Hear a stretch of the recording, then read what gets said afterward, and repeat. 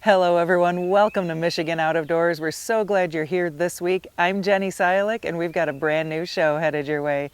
The guys will take us to the northern lower Michigan for some pre-spawn bass fishing action that was out of this world. You won't want to miss that story. And we've got some other springtime adventures headed your way too. Well, that's right, Jenny. We do have a few more things on this week's show. After we do a little bass fishing in northern Michigan, we're going to head to Lake Michigan, go about as far south as you can go down near the New Buffalo area, chase some coho down there. You won't want to miss that. And I was able to get my wife out for her very first spring turkey hunt, and I tell you what, we had a great time. You won't want to miss that story. Make sure you stay tuned. I'm Jimmy Gretzinger, and it's time for Michigan Out of Doors. From the first spring rains to the soft summer breeze, dancing on the pine forest floor, the autumn colors catch your eyes. Here come the crystal winter skies. It's Michigan, Michigan out of doors. What a beautiful day in the woods. Someday our children all will see this is their finest legacy, the wonder and the love of Michigan. As the wind comes whispering through the trees, the sweet smell of nature's in the air. From the Great Lakes to the quiet stream, shining like a sportsman's dream, it's a love of Michigan we all share. Michigan Out of Doors is presented by Country Smokehouse, a sportsman's destination since 1988, featuring varieties of homemade sausage, jerky, brats, and gourmet entrees. Holiday gift boxes can be assembled in-store or online. Details at countrysmokehouse.com. by Great Lakes Firearms and Ammunition, a family-owned and operated firearm manufacturer in Sparta, Michigan, offering a wide variety of calibers and colors, backed by a lifetime warranty. More information available at glfallc.com. By Angler Quest Pontoons, offering fishing pontoons designed by anglers for anglers. Angler Quest pontoons are built with a multifunctional layout to support a variety of fishing adventures. Learn more at anglerquestpontoons.com.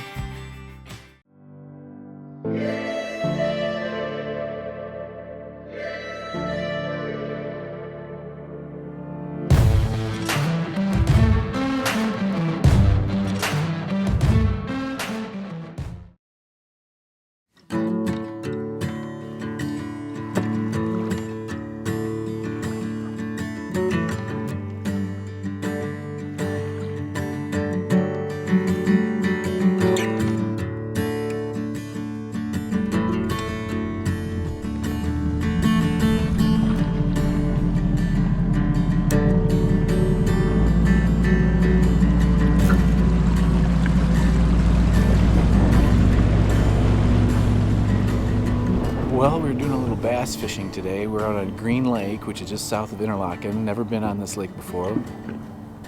Captain Tony, kind of our guide today, he's a good buddy of Chris Knopfsinger, who I know up in this part of the state.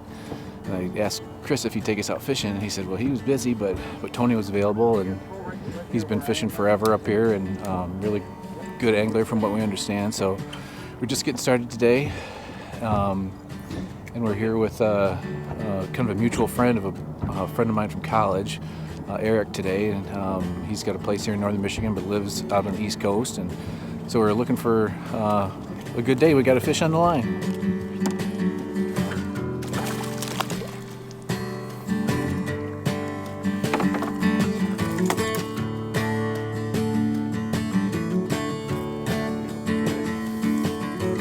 We're actually a little bit behind where we've been probably the last 3 or 4 years. Right now, I think I said the water temperature here is 42 degrees. This would usually be a little bit warmer, and there'd probably be the fish a little bit closer, depending on the moon phase and the amount of light each day, to spawning than they are now. So we're behind by a little bit here. But what we're targeting here is where these fish staged just prior to doing that. So they just came out of that 30 to 50 foot range where they winter, or at least the majority of them do, and they just started moving up, adjacent to stuff before the spawning area themselves. So right now we're on just a little bit of a deeper edge, but right in front of us, within 100, 200 yards, is where they're actually going to spawn, or at least a good number of them. So we're just kind of catching them before they do the final move up. Well, we are starting to find some fish. Tony's doing pretty good up in the front of the boat, kind of marking where they're at with the live scope, and Eric just caught one I am usually doing my normal fishing routine of not catching very many fish, but it's starting to warm up a little bit. The fish are getting a little bit more active, and yeah, there's even a little bit of blue sky. We almost canceled this yesterday because the forecast wasn't very good, but it's I'm glad we went because it's really nice. I mean, it's cold and clear, but beautiful day, and hopefully I can get a bite or two here. Technology has come a long way in the world of fishing. One of the more recent advancements is the use of live scope, and not everyone is a fan, but it's a very effective tool. The live scope, boy, it is a game changer. Some people don't like it. I like to have it because I always want my people to get the most fish, and it just makes things a lot easier. You can see not only where the fish are, you can see how the fish are reacting to it, whether you need to drop a bait, behind them, on top of them. Generally, you want to be above the fish, especially smallmouth.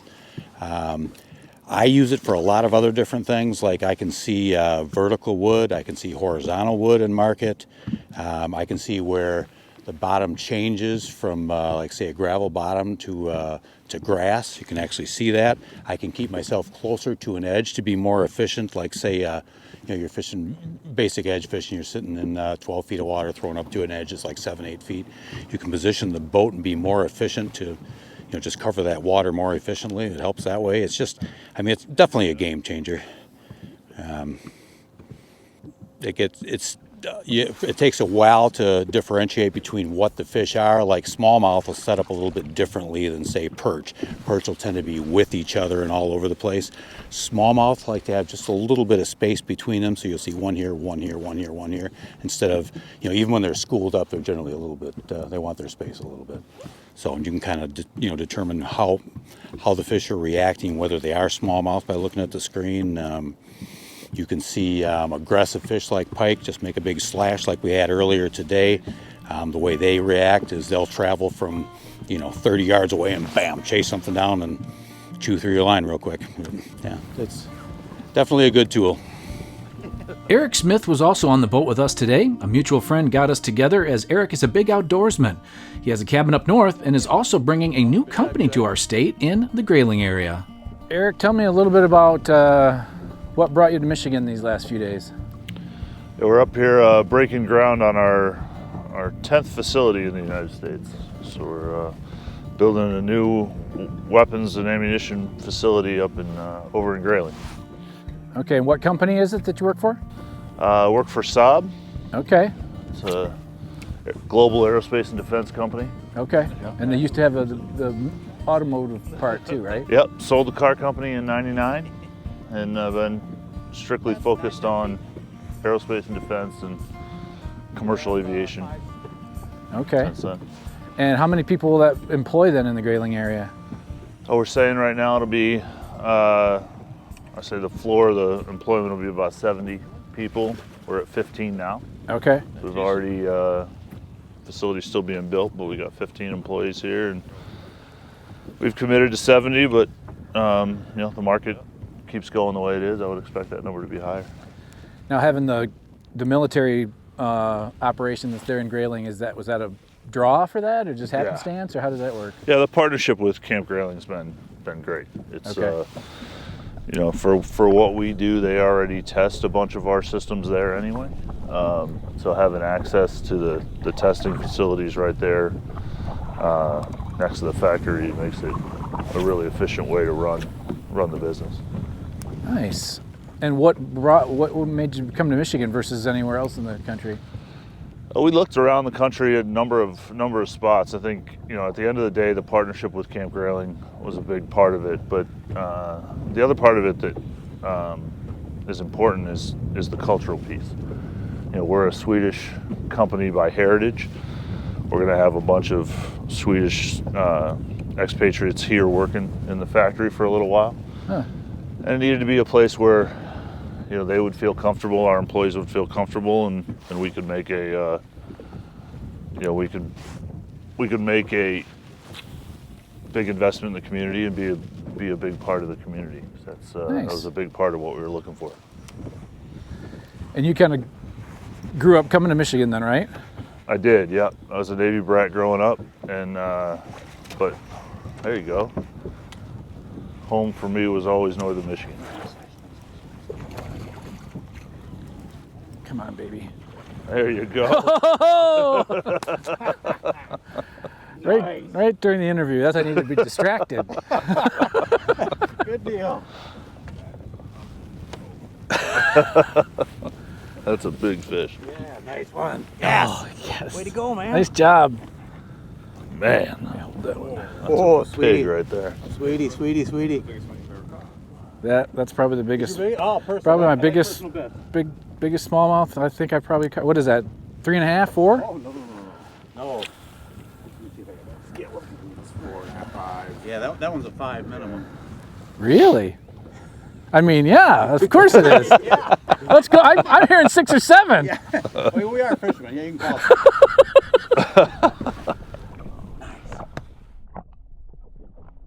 All right, well, process of elimination, we finally settled on blade baits, which is a great cold water bait. Again, it was 42 when we first came out here, so 10 above freezing. And they're diminutive, small. They just react to these blades sometimes when they won't anything else. I fish a blade bait kind of like you might fish a jerk bait as far as pause time. The colder it is, the longer pause you want. So what I'm doing, or generally having people do, is just get that bait on the bottom and just pulling it up a little bit at this temperature, a little brrrp, and back, brrrp, and back. You got to make sure you're getting that, you know, there's no wobble in it or anything, so you're being efficient, and you're just kind of almost envisioning that the hook's kind of settling into that sandgrass just a little bit, not enough to get hooked up, but making contact with that sandgrass and then pulling free a little bit, kicking up a little silt at the same time. And any fish that sees that happen just can't resist it. I'll tell you what, we found them today. It's a nice lake. Good, healthy fish. Hard to argue with this day. After you get those, you know, a lot of the fish, even on the bigger lakes now and the bay, are still kind of a post-winter thing. They haven't really went to the pre-spawn yet. So that once you get a few of those sunny days where it warms up a little bit, you know, where that water goes from that 33, 34 and jumps up to the 40 range, that kind of triggers them, especially on these inland lakes. And what I generally do, like the smaller inland lakes, which is what we're on here, they of course will heat up a little bit quicker, so they can be one cycle ahead of even the bigger lakes, whether it be the bay or some of the giant inland lakes we have up here. Well, we were having a great day on the water today. Captain Tony's getting us on the fish. We're fortunate enough to have him run into our baits a couple times. It's been a perfect day. It's been a great day. Well, as you can see, we had a ton of fun on that trip, and special thanks to Tony and to Eric for making that possible. Caught a lot of fish that day. What we're going to do now is head to Lake Michigan, go about as far south as you can go while still staying in the state of Michigan, down near Buffalo to chase some coho. That is a popular thing to do this time of the year.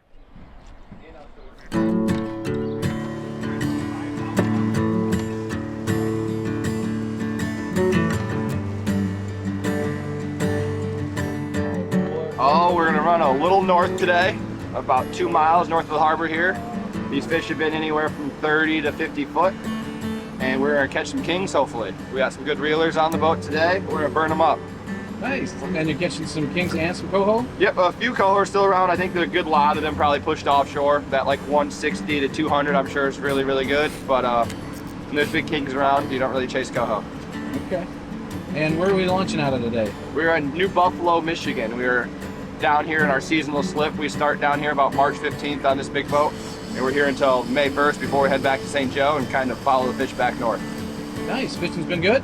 It's been really good. Great year so far. Looking forward to seeing how big some of these kings get come fall.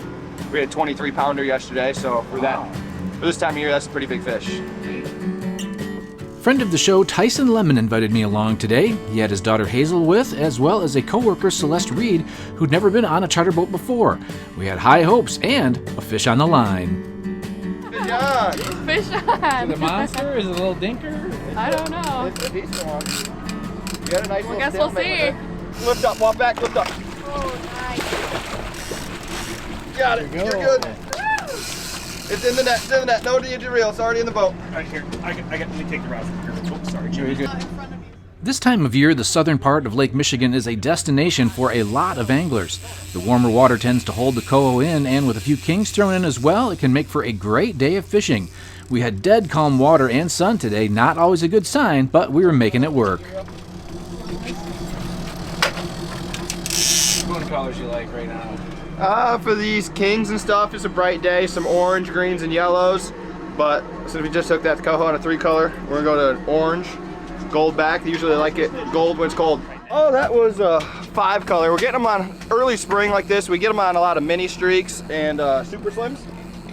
But that was a 5-color, so that's about 25 foot down in the water column. So we're marking some good ones right now, so hopefully we figure it out. We were slowly picking away at him, definitely not the fast and furious that tends to be the case down here in this part of Lake Michigan, but we were getting some, and from what we were hearing from other captains today, we were going to have to work for the fish. What are you hearing from the other captains today? Slow day across pretty much from Portage, Indiana, all the way back up to St. Joe. Sounds like a pretty slow day. A buddy of mine down in Portage, good fisherman, says he's had 2 fish, 2 bites, and doesn't sound like St. Joe's much better, so. Kind of hard king fishing day here, bright sun, no waves. We're thinking about eliminating some flashes we have down there to, maybe we're spooking them with it is what we're thinking. So we'll probably pull the divers here, put some spoons out on them, see what we can do with that. So we left the shallow water and ran out deeper in hopes of finding some more fish.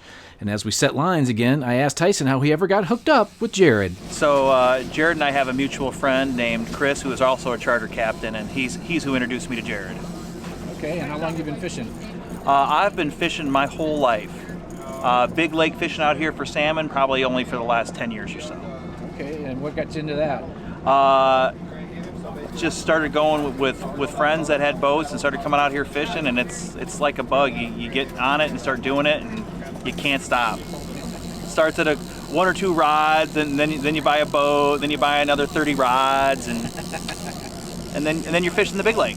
Nice. And tell me what you do with Greenstone. So at Greenstone, I am a supervisor. I work with a team of country living lenders that lend money to people for rural home loans and recreational property in the state of Michigan. It's a great group of people to work with. I'm very fortunate. One of the people that works with us doing that is Celeste on the boat today, and she's newer to Greenstone, but she's doing great as well. Well, it appeared that our move to deeper water was paying off. We got a couple of quick coho, found a laker as well. It doesn't take a good captain long to figure out what can work even on a slower day. Definitely a slower day, it sounds like, across the whole lake, from talking guys from down in Portage all the way back up to St. Joe. We set up inside there for those kings. We had minimal action at best, I would say. I think we boated, 4 fish in there, maybe had 7 bites or so. So usually that then transitions to going and trying to find some coho offshore. We ran out to about 160 foot of water. We were looking for that 39-degree break. And that's usually where those coho sit out. We found some colder water, then it got warmer. Hit a few coho, but nothing crazy. So I don't know if it was too nice of a day or what. We'll regroup and see what we're gonna do tomorrow. I'll actually be moving back to St. Joe at the beginning of May because these fish that are down here are kind of gonna migrate north. They're gonna transition probably to that 80 foot to 120 foot as these water temps warm up. You're kind of just gonna follow the thermocline and look for that 42 to 53 degree water. There's usually a 7-mile range that holds them, but when you find them, it's pretty good. And then as the bait fish move north, the water temps warm up. You know, that's when Ludington, Grand Haven, all those ports will really start picking up and seeing some nice big king action. And we'll transition back into some lake trout and coho fishing. Well, we ended up having a pretty good day overall. Found enough to keep us going, and Jared did a great job of finding some deeper fish after our morning in the skinny water didn't quite go as planned. Thanks to Tyson for letting me tag along, and thanks to Celeste and Hazel for reeling in most of the fish. Always fun to be on the water, and not many glass days like we had today. So if you haven't been on the big water yet, there is plenty of time. As the season progresses, the fish will move up the coast as well. So pick your port and get out there. It's hard to beat a morning on the water here in Michigan's Out of Doors. Well, one of my favorite things to do this time of the year is to chase spring gobblers. I tell you what, that is so much fun. If you've never tried that, you got to give it a shot. And in this next story, I'm going to show you the hunt that happened this year. I was able to get my wife out for the very first time. We had a great time in the woods.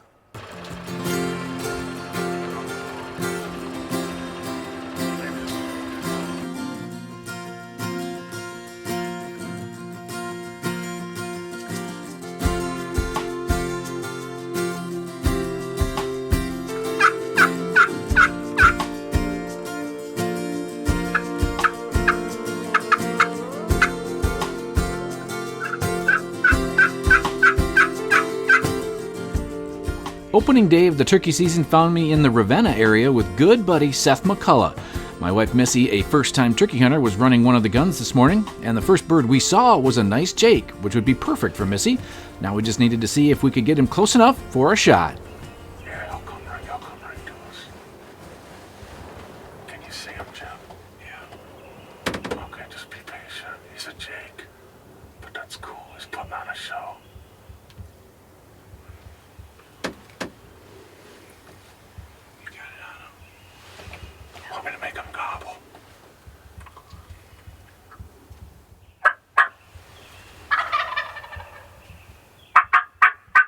You take your safety off.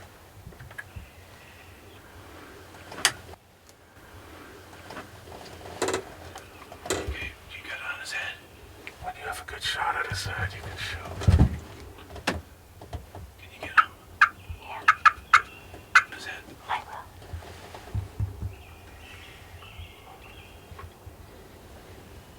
Okay. Okay. Go ahead and take him.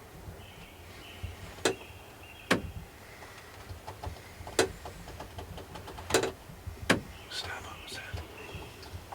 Whenever you're ready. Right there. Right there. Shoot him again. Shoot him again. Shoot him again. Shoot him.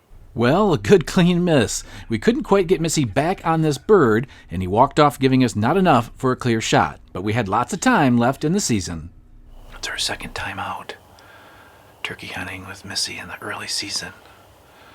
And we wanted to hunt this part of the property a couple days ago on opening day. And there's a deer blind kind of right in this corner, so we figured we'd just sit in this deer blind instead of just sitting outside. And we had a really close call on opening day. In fact, it was a little too close. And with the height of these windows, the bird came in so close. We had the decoys set a little bit too close to us, I think.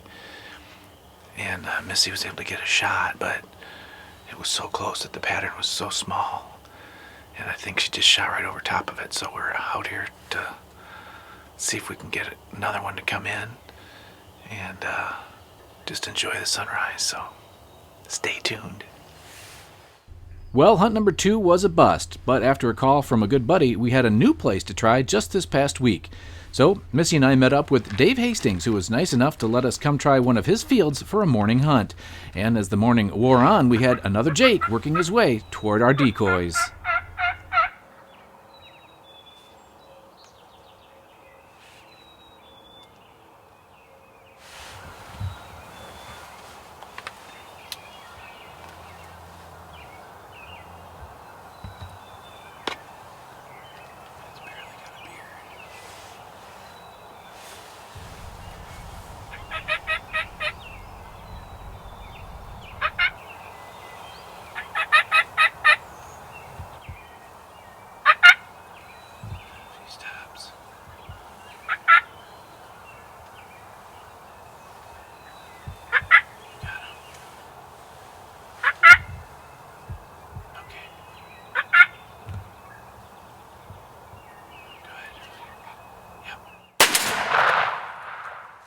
Well, the first shot did connect, but not enough to put this bird down. The bird ran about 40 yards or so and couldn't decide what to do, so we got Missy repositioned and able to get another shot at this bird.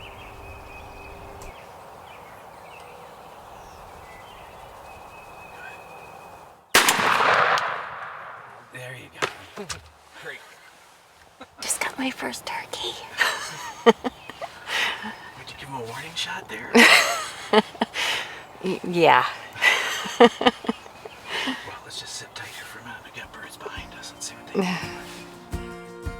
do. Well, after some tense moments, we were able to make it happen. Missy did a great job of being patient, and we were able to walk up on her first bird. It was a great morning. Nice. Was it fun? It was really fun. It was You harder. redeemed yourself? I redeemed myself, and it was much harder than I thought it was going to be. Good job, young lady. Thank you.